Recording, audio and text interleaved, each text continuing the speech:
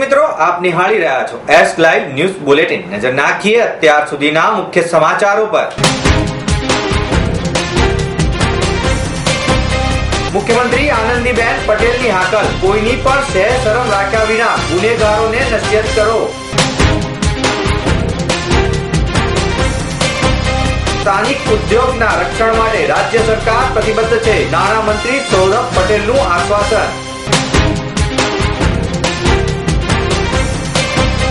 ભગવાન જગન્નાથના રથના રંગકામનો થયો પ્રારંભ।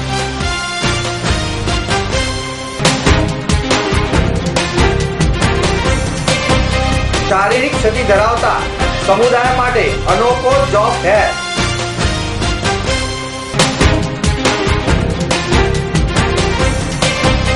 નેશનલ કાર રેસિંગ ચેમ્પિયનશિપ વોક્સવેગન પોલો કપમાં ગુજરાતમાંથી એકમાત્ર યુવાન ઉત્સવ શાહ। મુખ્યમંત્રી આનંદીબેન પટેલે રાજ્યના પોલીસ તંત્રને સાચી વ્યક્તિને સાચો ન્યાય મળે તે દિશામાં પોતાના કર્તવ્ય ધર્મ નિભાવવા આહવાન કર્યું હતું। મુખ્યમંત્રી ગાંધીનગરમાં યોજાયેલી વરિષ્ઠ પોલીસ અધિકારી, જિલ્લા પોલીસ અધિક્ષક અને જિલ્લા મેજિસ્ટ્રેટ કલેક્ટરોની સંયુક્ત સમીક્ષા બેઠકને સંબોધન કર્યું હતું। મુખ્યમંત્રીએ સ્પષ્ટ જણાવ્યું કે ગુનાની તપાસને ગુનેગારને નશ્યત કરવામાં કોઈની પણ સહેજ શરમમાં આવ્યા વિના તટસ્થ રીતે સાચી દિશામાં તપાસ અને ગુનાખોરી ડામવાની પ્રતિબદ્ધતા જ પોલીસ દળનું ફરજ પાલન હોવું જોઈએ।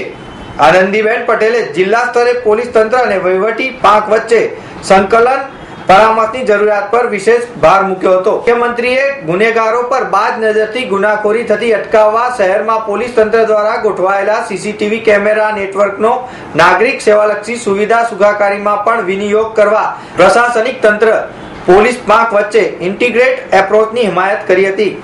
આનંદીબેને જમીન સંબંધિત પ્રશ્નો અને ગુનાઓ, શહેરી ટ્રાફિક નિયમન માટે પોલીસ દળ, નિવૃત્ત કર્મચારીઓ, વરિષ્ઠ નાગરિકો અને સેવા સંગઠનોનો તેમજ યુવા બ્રિગેડની સેવા લઈ કોમ્યુનિટી પોલીસ વિંગને વેગ આપે તે અંગે તેમણે માર્ગદર્શન આપ્યું હતું।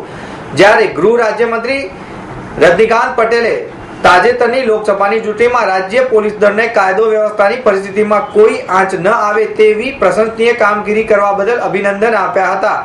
આ પ્રસંગે મુખ્ય સચિવ ડોક્ટર વરેશ સિન્હા તેમજ ગૃહના અધિક મુખ્ય સચિવ ડોક્ટર એસ.કે. નંદા સહિતના અધિકારીગણ ઉપસ્થિત રહ્યો હતો। રાજ્યના નાણામંત્રી સૌરભભાઈ પટેલે ગાંધીનગર ખાતે આગામી બજેટ સંદર્ભે રાજ્યના ઉદ્યોગકારો અને ઔદ્યોગિક સંસ્થાના પ્રતિનિધિઓ સાથે વિચાર વિમર્શ કર્યો હતો। મંત્રીએ જણાવ્યું કે રાજ્યના સ્થાનિક ઉદ્યોગોને રક્ષણને રાજ્ય સરકાર હંમેશા પ્રાથમિકતા આપે છે।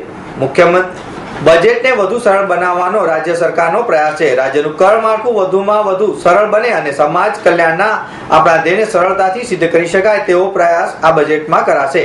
આ બેઠકમાં રાજ્યના ઉદ્યોગકારો અને ઔદ્યોગિક સંસ્થાના પ્રતિનિધિઓ દ્વારા વિવિધ વિષયો બાબતે ચર્ચા કરાઈ હતી, જેમાં મૂલ્યવર્ધિત કર, વેટ, સીએસટી, ટેક્સ પેનલ્ટી, રોજગારીમાં વૃદ્ધિના પ્રયાસો, લઘુ અને કુટીર ઉદ્યોગના વિશેષ પ્રોત્સાહન, ગ્રામીણ વિસ્તારમાં ઉદ્યોગ સ્થાપવા માટે વિશેષ પ્રોત્સાહન, ટેક્સ ક્રેડિટ, આંતરરાજ્યના વેપારમાં ટેક્સ માળખું, ઇનપુટ ટેક્સ ક્રેડિટ, ઉત્પાદન તથા માલમાં ગુણવત્તાની જાળવણી, ઉચ્ચ વેરાની મર્યાદામાં વધારો, ઈ પેમેન્ટ માટે વધુ બેંકની સુવિધા જેવા અનેકવિધ પ્રશ્નોની ચર્ચા વિચારણા કરવામાં આવી હતી। આ બેઠકમાં નાણાં વિભાગના અધિક મુખ્ય સચિવ Hasmukh Adhia, commissioner commercial tax PD. Vaghela, special commissioner commercial tax D. Tara સહિતના અધિકારીઓ ઉપસ્થિત રહ્યા હતા। જ્યારે ફિક્કીના doctor Pankaj Patel, Gujarat chamber of કોમર્સના પ્રમુખ શંકરભાઈ પટેલ અને બિમલભાઈ પરીખ, રાજકોટ ચેમ્બર ઓફ કોમર્સના વીપી વૈષ્ણવ, દક્ષિણ ગુજરાત ચેમ્બર ઓફ કોમર્સના હેમંત દેસાઈ, વડોદરા લઘુ ઉદ્યોગ સંસ્થાના પંથેશ જીનવાલા સહિતના વિવિધ સંસ્થાના પ્રતિનિધિઓ પણ ખાસ ઉપસ્થિત રહ્યા હતા। રથયાત્રા ઉત્સવની તૈયારીઓ તડામાર ચાલી રહી છે, જેના ભાગરૂપે ભગવાન જગન્નાથજીની રથયાત્રા 29મી જૂનના રવિવારના રોજ શહેરના પરંપરાગત રૂટ પર નીકળનાર છે। રથયાત્રાની તૈયારીઓમાં હાલમાં અંતિમ તબક્કે પહોંચી છે। મંગળવારે ભગવાન જગન્નાથજી, બેન સુભદ્રાજી અને મોટાભાઈ બાલભદ્રના રથનું રંગકામ શરૂ કરવામાં આવ્યું છે। રથને રંગ લગાડવાનું શરૂ કરતા આકાશમાંથી અમી છાંટાની વરસાદ થતા વાતાવરણ ખુશનુમા બન્યું હતું।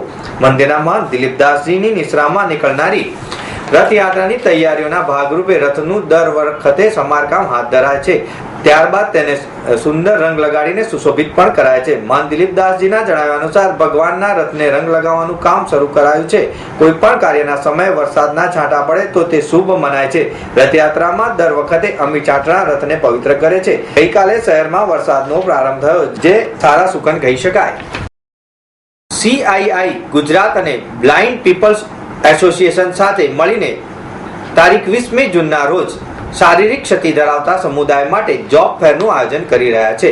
આ પ્રયાસથી શારીરિક ક્ષતિ ધરાવતા સમુદાય અને ઉદ્યોગ એક મંચ પર આવશે અને સોશિયલ સેક્ટર સાથે મળીને બંને વચ્ચેનો અંતર ઘટાડવાનો પ્રયત્ન કરાશે.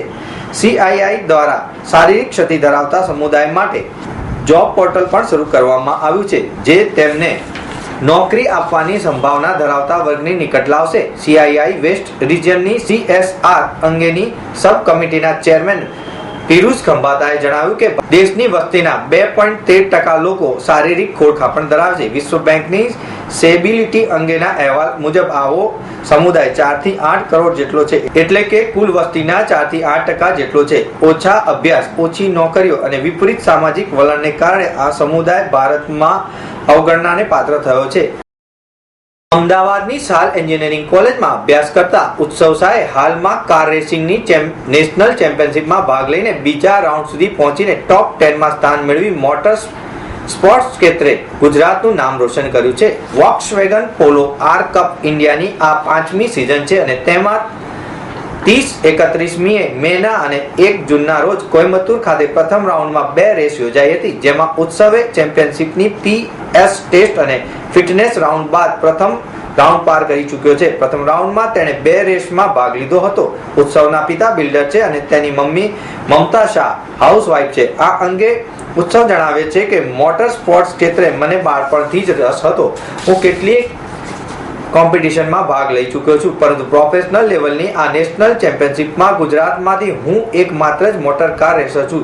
જો મને મદદ મળશે તો હું ઇન્ટરનેશનલ લેવલે મારે આ સ્પોર્ટ્સમાં ગુજરાતનું પ્રતિનિધિત્વ કરવું છે. મને સ્કૂલ ટાઈમથી જ મોટર સ્પોર્ટ્સનો રસ હતો, જેથી મેં હૈદરાબાદથી ટ્રેનિંગ લીધી. ગુજરાતમાં પણ મોટર સ્પોર્ટ્સનો વિકાસ થવો એ જરૂરી છે. શાલ કોલેજના પ્રિન્સિપાલ ડોક્ટર રૂપેશ વસાણીએ જણાવ્યું કે ઉત્સવ હાલમાં અમારે ત્યાં BE માં અભ્યાસ કરે છે. આ રેસમાં વિજય થવા બદલ અમારું ઇન્સ્ટિટ્યૂટ ખૂબ જ ગૌરવ અનુભવે છે.